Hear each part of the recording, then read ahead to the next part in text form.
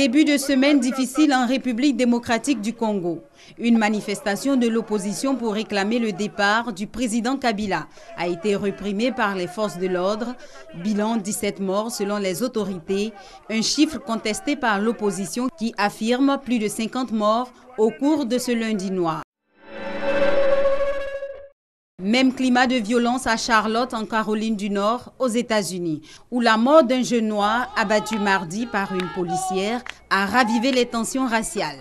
La communauté afro-américaine est descendue dans la rue pour dénoncer cette énième bavure policière à l'encontre des Noirs.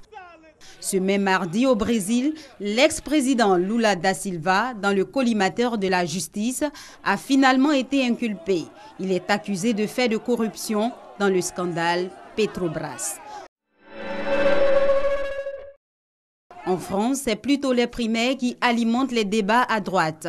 Mercredi, la haute autorité pour les primaires a levé le voile sur les personnalités retenues. 7 candidats sont en lice. Ils ont 2 mois pour convaincre les militants. Le candidat vainqueur représentera la droite à la présidentielle de 2017.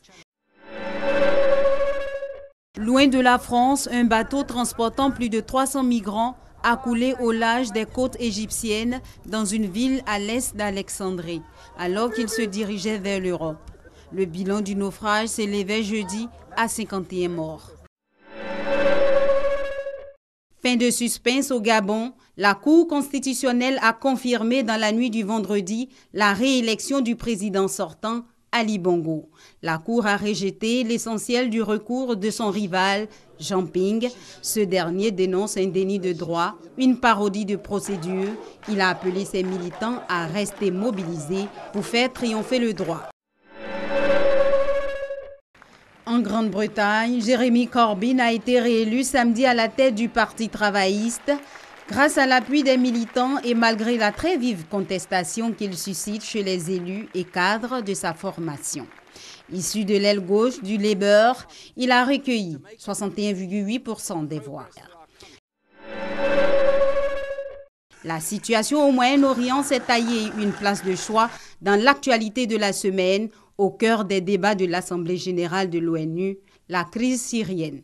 Ce dimanche après-midi, les États-Unis, la Grande-Bretagne et la France ont demandé une réunion en urgence du Conseil de sécurité de l'ONU pour presser la Russie d'enrayer l'escalade de la violence à Alep en vue de restaurer la trêve.